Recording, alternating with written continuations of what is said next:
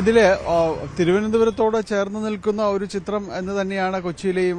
നേരത്തെ ഡാന്റെ വിവരണം കേൾക്കുമ്പോൾ അത് തന്നെയാണ് കൊച്ചിയിലും അനുഭവപ്പെടുന്നത്. കാരണം ഒരു പുലർച്ചയിലേക്ക് അത് പിന്നിടുന്നതേ ഉള്ളൂ. സാധാരണഗതിയിൽ കുറച്ചുകൂടി കഴിയുമ്പോഴായിരിക്കും ഈ പ്രകടനവും പ്രതിഷേധവും കാര്യങ്ങളും എല്ലാം തന്നെയുള്ളത്. പക്ഷേ ഇപ്പോൾ സാധാരണ പുലർച്ചെ അധികം സ്വകാര്യ വാഹനങ്ങൾ നിരത്തിൽ ഇറങ്ങാത്തതാണ്. ഒപ്പം തന്നെയും ടാക്സി വാഹനങ്ങളും ഒട്ടും തന്നെ ഈ പണിമുടക്കിനോട് അനുഭാവം പ്രകടിപ്പിക്കുന്നു എന്നെല്ലാം തന്നെ നേരത്തെ പറഞ്ഞിരുന്നു. അപ്പോൾ അത് കുറവായിട്ടായിരിക്കും പലപ്പോഴും ഉണ്ടാകുക. പക്ഷേ നിലവിലെ ഒരു സ്ഥിതിയിൽ നിരവധിയായ ഓട്ടോ ടാക്സി സർവീസുകൾ നടത്തുന്നുണ്ട്. അത് കാറാണെങ്കിലും ഓട്ടോറിക്ഷയാണെങ്കിലും നിരവധി നമ്മൾ ഈ പൊതുനിരത്തിൽ നിൽക്കുമ്പോൾ നിരവധിയായ വാഹനങ്ങൾ നമുക്ക് കാണാം. മറ്റ് ഈ കടകളെല്ലാം തുറക്കുന്ന സമയങ്ങൾ, ഈ കമ്പോളങ്ങളിൽ ഒരു സമയമാകുന്നതേ ഉള്ളൂ, തുറക്കാനായിട്ടുള്ളൊരു സമയമാകുന്നതേ ഉള്ളൂ.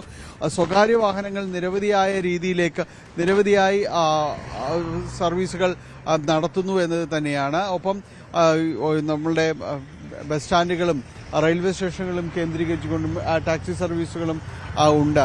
അപ്പോൾ ബാധിക്കാനുള്ള ഒരു പ്രധാനപ്പെട്ട ഒരു സാധ്യത എന്ന് വെച്ചാൽ സ്വകാര്യ ബസ്സുകളടക്കം ഈ പണിമുടക്കിൽ പങ്കെടുക്കുന്നുണ്ട്. നമുക്കറിയാം വിവിധ ട്രേഡ് യൂണിയനുകൾ, BMS ഒഴികെയുള്ള ട്രേഡ് യൂണിയനുകൾ ഇതിൽ ഭാഗഭാക്കാകുന്നു എന്നതുകൊണ്ട് തന്നെ ഈ സ്വകാര്യ ബസ്സുകളെ ആശ്രയിച്ചാണ് കൊച്ചിയിലെ വലിയൊരു വിഭാഗം നഗരത്തിലേക്ക് വരുന്നതും പോകുന്നതും എല്ലാം തന്നെ ചെയ്യുന്നത്. അപ്പോൾ അത് തീർച്ചയായും തന്നെ അങ്ങനെയൊരു അസൗകര്യം ബാധിക്കാനുള്ള എല്ലാവിധ സാധ്യതയുമുണ്ട്. മെട്രോ സർവീസുകൾ ഉള്ളതിനാൽ ഒരു പരിധിവരെയെങ്കിലും അത് മറികടക്കാൻ കഴിയും. പക്ഷെ അതൊരു നഗര കേന്ദ്രീകൃതമായ ഒരു സംവിധാനമാണല്ലോ. അപ്പോൾ സ്വകാര്യ ബസ്സുകളുടെ ഒരു ഇതിൽ പങ്കെടുക്കുന്നതിൽ വലിയ രീതിയിലൊരു ബുദ്ധിമുട്ടിലേക്ക് വരാനുള്ളൊരു സാധ്യത നിലനിൽക്കുന്നു എന്നതാണ്.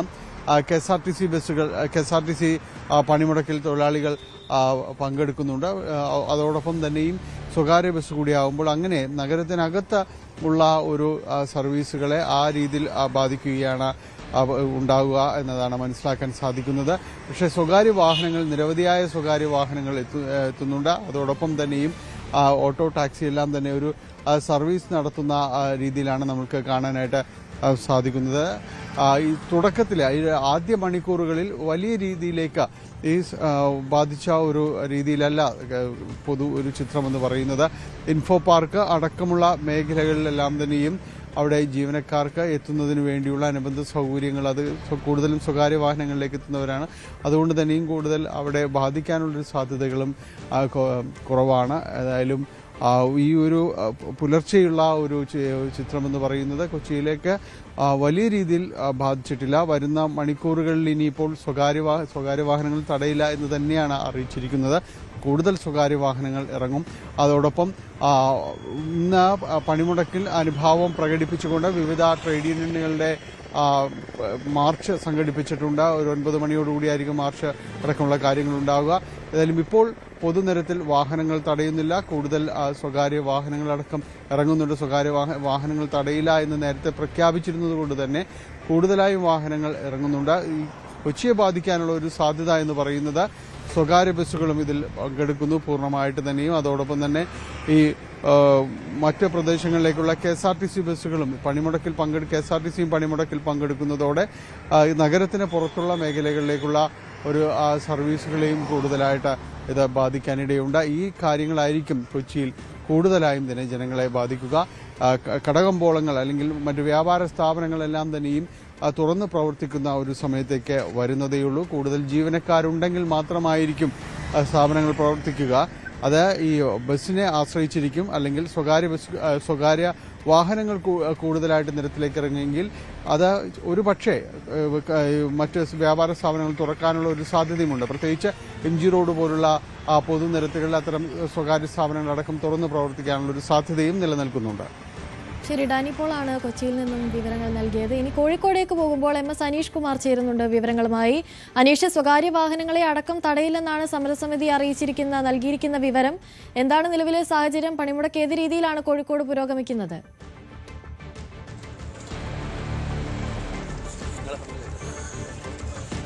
പണിമുടക്ക് കാര്യമായ രീതിയിൽ ബാധിക്കുന്നുണ്ട്. പക്ഷേ അപൂർവം വാഹനങ്ങൾ നിരത്തിലിറക്കുന്നു എന്ന കാഴ്ചയാണ് നമുക്ക് കാണാൻ കഴിയുന്നത്. ചില ഓട്ടോറിക്ഷകൾ, സ്വകാര്യ വാഹനങ്ങൾ എന്നിവ നിരത്തിലിറങ്ങിയിട്ടുണ്ട്. ചേട്ടാ, ഇന്നും ഫുൾ ഓടുന്നുണ്ടോ?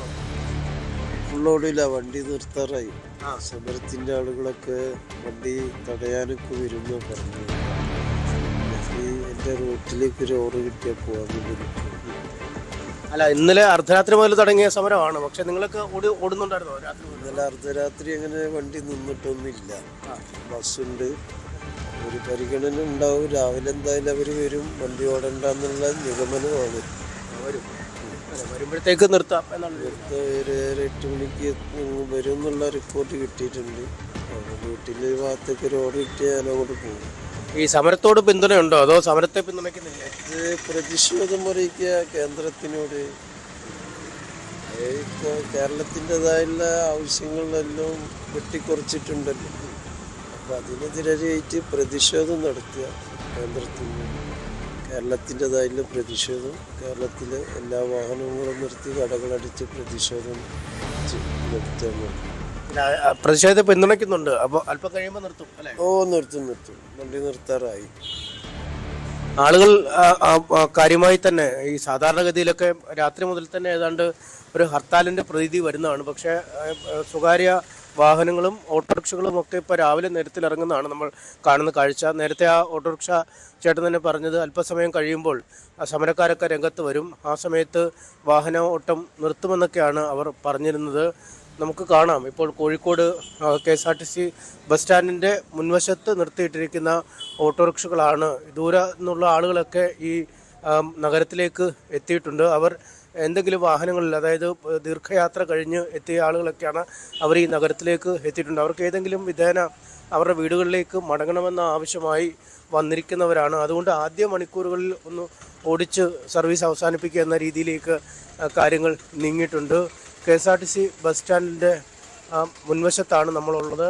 പോലീസൊക്കെ ഉണ്ട്. ഒരുപാട് ആളുകൾ പല രീതിയിലും ഈ ഹർത്താലിന് പുറത്തു നടക്കുമെത്തിയ ആളുകളാണ് പലപ്പോഴും ബസ് സ്റ്റാൻഡിൽ കുരുങ്ങിപ്പോകുന്ന കാഴ്ച കാണാൻ കഴിയുന്നത്. എന്തായാലും അല്പസമയം കഴിയുമ്പോൾ ഈ സമര അനുകൂലികളായ ആളുകൾ സ്ഥലത്തേക്ക് വരും. അപ്പോൾ അവർ മാറുമെന്നാണ് നമുക്കറിയാം. എവിടുന്നാണ് വരുന്നത്? എങ്കെന്ന്? சென்னையிலேருந்து வரேன். சென்னையில். உங்களுக்கு தெரியல என்ன சமரம்? இன்னைக்கு ஸ்ட்ரைக்குன்னு தெரியாது. சென்னையில் இப்போ தான் வந்ததா? இப்போ தான் வரேன். எங்கே போ? கல்பட்டா. வண்டி ஏதாவது கிடைக்கும்? வண்டி எதுவும் இல்லை, உள்ள பஸ் எதுவுமே இல்லை. ஸ்ட்ரைக் இன்னைக்கு என்ன பண்ணுவேன் தெரியல, அதான் என்ன பண்ணணும். போயிட்டு ஆட்டோ ஏதாச்சும் நான் போட்டு போகணும். உங்களுக்கு எங்கே வேலை பார்க்குறது? புரியல. வேலை பார்க்குறது எங்கே? வேலை பார்க்குற சென்னை டூர் மாதிரி வந்தோம். டூர் மாதிரி வந்தது. இங்கே வந்து ஸ்டக் ஆயிடுச்சு. எங்கேக்கு போகிற? கல்பட்டா, வயநாடு வரை. வயநாட்டு டூருக்கு. Same Wayanad tour. உங்களுக்கு ஃப்ரெண்ட் ஒன்று. இங்கே ஏதாவது வாகனம் വണ്ടി ഏതാவது ഇല്ലേ? Auto only. Auto only.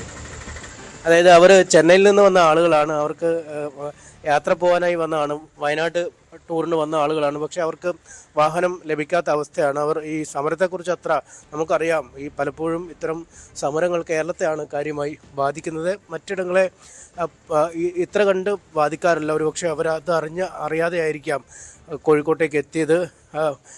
KSRTC bus സ്റ്റാൻഡിൽ എത്തിയ ശേഷം ഇനി എങ്ങനെ വയനാടിന് പോകണം എന്ന ഒരു ആശയക്കുഴപ്പത്തിലാണ്. അങ്ങനെ ഒരുപാട് പേരുണ്ട്. അതായത് സമരം നടക്കുമെന്ന് അറിഞ്ഞ് വരുന്ന അല്ലെങ്കിൽ അറിയാതെ വരുന്ന ആളുകൾ നമുക്കിപ്പോൾ KSRTCയിൽ കാണാം. വലിയ ഒരു പോലീസിൻ്റെ ഒരു സുരക്ഷയൊക്കെ ഒരുക്കിയിട്ടുണ്ട്. വാഹനങ്ങൾ സർവീസ് നടത്താൻ ഈ ഹർത്താൽ അനുകൂലികൾ അനുവദിക്കാത്ത ഒരു സാഹചര്യം ആണുള്ളത്.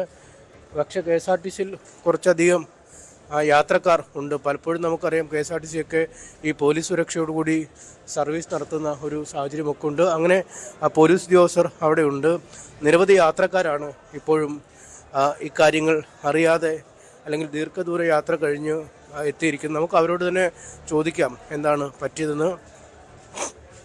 ചേട്ടാ, എവിടുന്നാ നിങ്ങൾ? ഞങ്ങൾ തിരുവനന്തപുരത്ത് നിന്ന് വരികയായിരുന്നു. രാവിലെ വന്ന് ഇവിടെ ഇറങ്ങിയാണ്. ഇനി താമരശ്ശേരിക്കാണ് പോകേണ്ടത്. ഇവിടെ നോക്കാൻ കണക്ഷൻ ഒന്നുമില്ല. താമരശ്ശേരിക്ക് പോകാൻ? താമരശ്ശേരിക്ക് പോകാൻ. ഇന്നിപ്പോൾ ഹർത്താലാന്നുള്ള അല്ല ഈ പണിമുടക്കാന്നൊരു? അല്ല, ഞങ്ങൾ തിരുവനന്തപുരം വരെ പോകേണ്ട ഒരു ആവശ്യമുള്ളതുകൊണ്ടൊരു പ്രോഗ്രാം ഉണ്ടായിരുന്നു. അപ്പോൾ അത് കഴിഞ്ഞ് വരും, തിരിച്ചു വരാം. തിരിച്ച് വരണമല്ലോ. ഇനിയിപ്പോൾ എന്താ അവർ പറയുന്നുണ്ടോ? ഒന്നും ഇല്ല എന്നുള്ളതാണ് അറിയാൻ കഴിഞ്ഞത്. ഇനിയിപ്പോൾ എങ്ങനെ പോകും അവിടെ വരെ? നോക്കട്ടെ, എന്തെങ്കിലും വഴി ഉണ്ടാവും, നോക്കാം. കൂടുതൽ വാർത്തകൾക്ക് News 18 Keralam YouTube channel subscribe ചെയ്യുക.